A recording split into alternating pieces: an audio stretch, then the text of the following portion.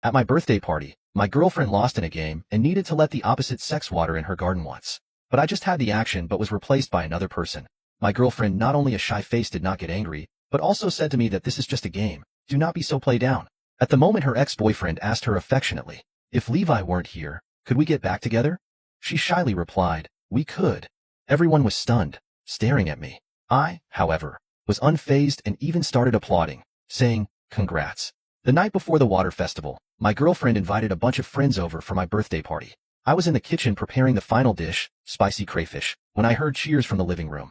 Looking around, I realized that my girlfriend Luna was playing a game with her ex-boyfriend Fraser. She lost, so she had to accept punishment. It just kind of happened spontaneously.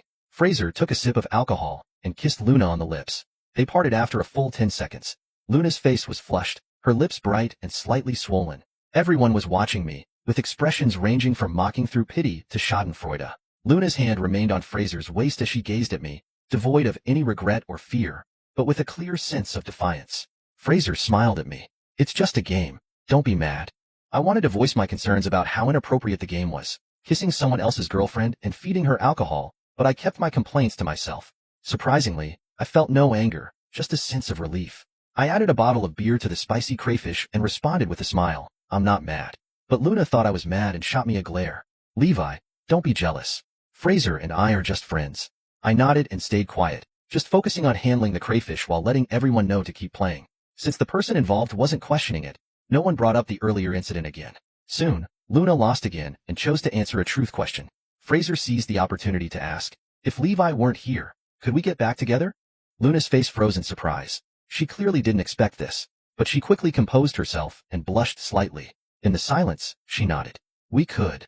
Everyone's gaze shifted to me once again. I put down my beer and started applauding. Better to dismantle 10 temples than to ruin one marriage. Don't mind me. Respect the blessing, it's locked. But everyone thought I was genuinely angry this time and looked at me with disdain. Luna frowned and said, Levi, how many times do I have to tell you? It's just a game. You take everything too seriously. It's so boring. She continued. Just keep cooking. You're narrow-minded and jealous, making things uncomfortable for everyone. Fraser, looking pleased, provocatively picked up a crayfish I had prepared, shelled it, and put it on Luna's plate. Levi, you go ahead. I'll take good care of Luna. It was my birthday party, and I was wiped out from cooking. Meanwhile, my girlfriend was out there kissing and flirting with another guy, while the guests enjoyed their food and watched me make a fool of myself. Thinking about it made me feel pathetic and ridiculous. But everyone thought I should stay quiet in the kitchen and serve them, and not come out. In the past, I would have flipped the table and yelled at everyone. Then, things would have ended badly. Luna would have said I was narrow-minded and not very generous, expressing her disappointment because my actions killed the vibe and showed a lack of trust.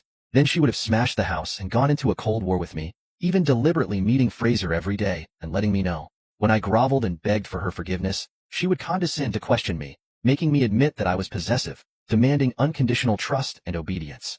I was brainwashed severely.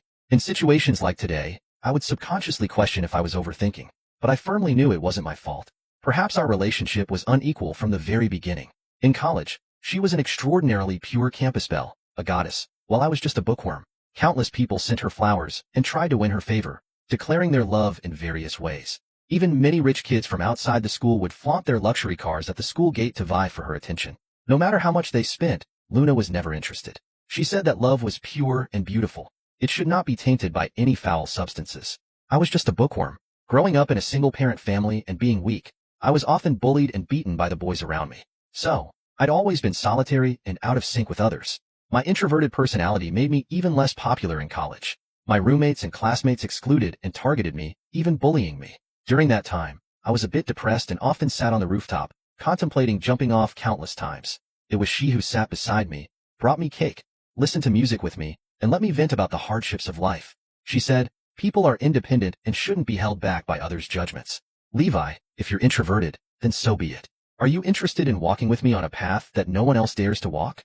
At that moment, as the breeze lifted the stray hairs from her ears, I inexplicably reached out and grasped her hand tightly. Since then, in countless dreams and reflections, I felt like I was holding on to a deity. Later, we did get together, but no one thought well of it. They envied and resented me, saying Luna was a flower in cow dung. Her suitors also looked down on me, thinking I was just someone Luna was spending time with out of boredom. I was very anxious, fearing Luna would be taken away by someone else or that she would leave me. So, I did my best to be good to her, dedicating everything in my life to her like a devoted believer. I shared everything with her, but she responded with indifference and even showed no interest in replying. But I didn't give up. I was content with everything about her. I couldn't even imagine how I would live without her. I had become accustomed to being humble, and she had become used to being superior. Levi, are you mute? Luna suddenly scolded me when I remained silent and unmoving for a long time. Even now, she still thinks she's done nothing wrong. I gave her a cold glance, walked to the dining table, and started eating. If you all think my presence at home ruins your mood, you can go out to eat. Who are you giving a cold shoulder to? She frowned and asked, still thinking it was my fault. If you don't want to leave, you can stay. Whatever. I had been busy all afternoon and was extremely hungry, so I ate my meal eagerly. To save time, I even opened my computer to catch up on the work I missed in the afternoon. Luna, infuriated, grabbed her bag and walked out the door. Fraser followed her. At the moment the door closed, everyone's attention shifted back to me. They were looking down on me, mocking me, and taking pleasure in my misfortune. It was too obvious. Do you want me to go crazy on the spot to satisfy your expectations? I sneered at them and continued working. Soon, Luna came back, with Fraser carrying a bag of strong liquor. Luna looked at me unwillingly. Today is my boyfriend's birthday. We're not going to stop until we're drunk. Let's do something even more exciting.